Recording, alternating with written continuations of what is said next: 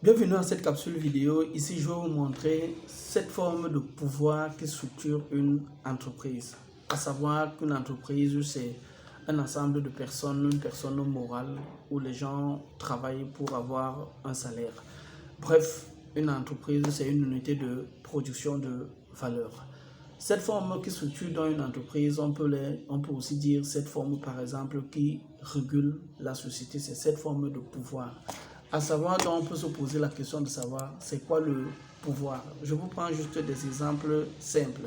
On parle de pouvoir, c'est un peu la force, par exemple, qu'une autorité utilise, par exemple, pour gérer, par exemple, sa notoriété. Un peu, par exemple, pour là où il y a, par exemple, les sous-préfets, les commissaires de police et tout. La force du commissaire, c'est son pouvoir. Voilà. Maintenant, dans toute organisation ou alors ces formes de pouvoir peuvent donc se trouver, par exemple, dans une entreprise, dans une famille et tout. On a donc le pouvoir légitime. Les personnes trouvent une position supérieure par le contrôle qu'ils possèdent à des personnes, par exemple, inférieures à une organisation. Je prends un exemple simple. Vous travaillez dans une entreprise, vous avez un chef. Il a sur vous un pouvoir légitime, il a un pouvoir de décision.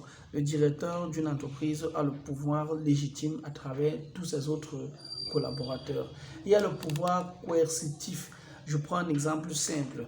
Par exemple, si une personne, par exemple, que ce soit dans une entreprise ou alors dans la famille ou alors en société, quelqu'un a la possibilité, par exemple, de vous sanctionner, il a le pouvoir coercitif. Tu prends un exemple simple. En société, il y a le juge qui a la possibilité, par exemple, de vous sanctionner, un commissaire de police qui peut vous interpeller. En entreprise également, il y a, par exemple, les ressources humaines qui ont la possibilité de vous sanctionner. En entreprise, il y a votre N+1 qui a la possibilité de vous passer les demandes on appelle quoi, les mises à pied ou alors, je veux dire, comment on appelle ça, demande d'explication et tout. Ça, c'est le pouvoir coercitif, la personne qui a la possibilité de vous sanctionner. Il y a également le pouvoir d'expertise. Cela vient aux personnes qui ont, par exemple, des connaissances supérieures à vous.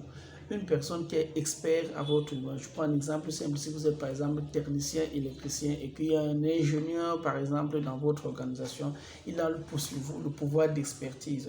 Si, par exemple, vous êtes infirmier et qu'il y a un médecin avec lequel vous travaillez, il a sur vous le pouvoir d'expertise. Il est capable de vous dire ce que vous faites n'est pas bien parce que. Il a la capacité, par exemple, de le démontrer. Dans une organisation, vous pouvez avoir les gens qui ont, par exemple, qui sont plus diplômés que vous, par exemple, qui ont plus d'expérience que vous, dont ils ont sur vous le pouvoir d'expertise. Il y a également dans une entreprise ce qu'on appelle le pouvoir informationnel. Le pouvoir informationnel, c'est quoi? Ces gens sont des gens qui ont sur vous ont la possession d'informations dont vous ignorez. On parle donc là de pouvoir informationnel. Je prends un exemple simple. Dans une entreprise, par exemple, dans un organe de presse, par exemple, la personne qui a plus de pouvoir, c'est par exemple, je peux dire, c'est le directeur de rédaction, peut-être parce qu'il a tous les chapeaux, par exemple, de tous les autres journalistes, mais pas que. Par exemple, la personne qui détient une information sensible et crédible a le pouvoir informationnel à ce niveau-là. Il y a également le pouvoir de récompense. Je prends un exemple simple. Une personne peut vous motiver en vous accordant, par exemple, des récompenses. C'est le cas, par exemple, de votre chef qui a la possibilité de vous reverser des commissions, qui a la possibilité de vous faire une promotion, qui a la possibilité, par exemple, je dis n'importe quoi, pour vous offrir un restaurant, par exemple, après dans le domaine commercial, par exemple, on sait, par exemple, on peut faire un gift, par exemple, sur une belle opération commerciale, on peut vous faire, par exemple, une commission pour une belle opération commerciale. Il y a également le pouvoir en entreprise qu'on appelle, par exemple, le pouvoir de connexion. Le pouvoir de connexion. Ce sont des gens, par exemple, qui disposent des réseaux, qui disposent d'un certain lobbying. Je prends un exemple simple. Si vous rencontrez une entreprise ou alors vous allez dans une entreprise d'ailleurs, je prends un exemple simple dans le cadre des recrutements. Vous allez voir certaines entreprises qui recrutent, par exemple, des commerciaux sur la base, par exemple, de leur portefeuille. Le portefeuille, ça veut dire que quoi? Ça veut dire que le commercial est capable de dire, dans le cadre d'une banque, que, par exemple, J'ai des clients, j'ai un portefeuille client qui peut me faire un chiffre d'affaires, je dis n'importe quoi, d'1 milliard d'euros, 1 milliard de dollars. Ça veut dire qu'il a le pouvoir de connexion. Il a dans son portefeuille des chefs d'entreprise qui peuvent lui faire un cash flow, par exemple, en termes d'investissement, par exemple, de 1 milliard de dollars. Il a donc le pouvoir de connexion sur son réseau, le pouvoir de référence. Il y a des personnes qui sont très talentueuses, il y a des personnes qui produisent des trucs très exceptionnels. Je prends un exemple simple. Vous avez par exemple des graphistes, des informaticiens, vous avez par exemple des médecins très connus. Ils ont le pouvoir de référence parce qu'ils ont eu la chance d'exercer. Ils ont un charisme, ils ont par exemple, qu'est-ce que je peux dire, ils ont des qualités, ils ont des références, ils ont par exemple un portfolio qui leur permet de parler par exemple avec autorité, avec référence. Pourquoi je vous dis donc ces éléments-là? Déjà, je vais vous dire si toutes les informations que je vous ai données jusqu'ici sont très importantes à vous. Alors, qu'est-ce que vous avez à faire? Juste cliquer sur la cloche, vous abonner à la chaîne et cliquer sur la cloche de notification parce que j'ai entamé depuis lors un certain nombre de séries vidéo qui vont vous permettre de vous améliorer, comme moi également au quotidien sur certaines des difficultés que je rencontre.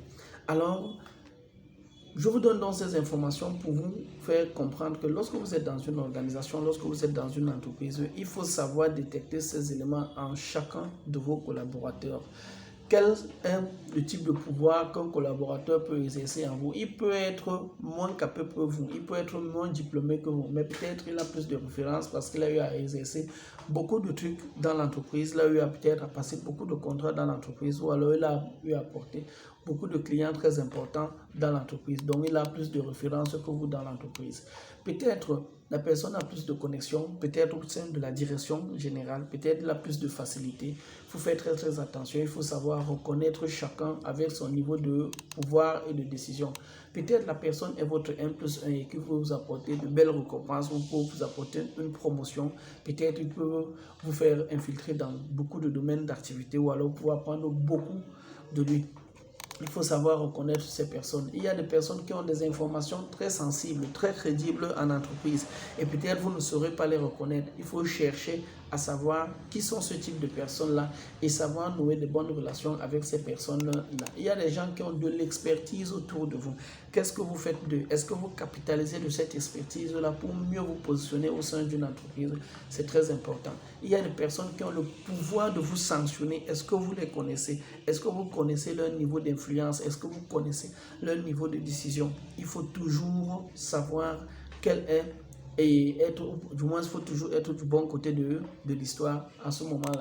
Il y a des personnes qui ont cette légitimité-là, qui ont ce pouvoir de légitimité. Ils ont le pouvoir, par exemple, de prendre la décision, qui sont, par exemple, soit vous N+1, soit vos grands managers N+2, ou alors le directeur général, le PCA, ainsi de suite. Il faut savoir reconnaître toutes ces personnes-là. Pour une dernière fois, je vous dis, si ce contenu vous a apporté de la valeur, merci de cliquer sur la cloche de notification. Partagez ce contenu à vos autres amis pour qu'ils en bénéficient également. Sur ce, je vous dis à plus tard pour le prochain contenu. Ciao!